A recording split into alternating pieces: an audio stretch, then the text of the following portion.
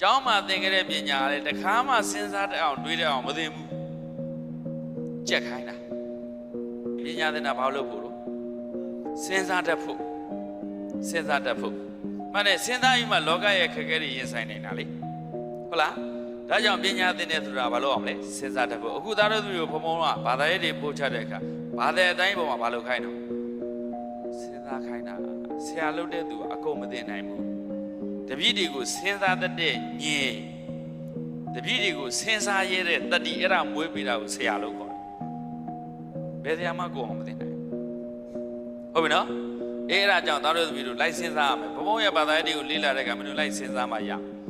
ပညာသင်တဲ့ရေမှာသမီးသားရှိတာကဇနီးမယားလည်းမရှိဘူးသမီးသားလည်းမရှိဘူးပညာသင်တဲ့ရေမှာသမီးသားရှိတာကဆွမ်းရည်အများကြီးရော့သေးတယ်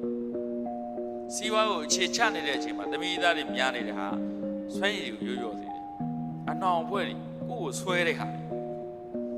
လွတ်ကျွတ်ဘောတကူကိုတိဆောက်ပြီးမှစိတ်တိုင်းကြပုံဖော်ပြီးဆိုတော့ဒါတို့စိတ်တိုင်းကြထားလို့ရတယ်ကိုယ့်ရဲ့ဆွမ်းရည်ပေါ်မှာခိုင်မာသွားပြီဆိုရင်အဲ့ဒီဟာတွေကအများကြီးနှောင်ပွဲဖြစ်စေ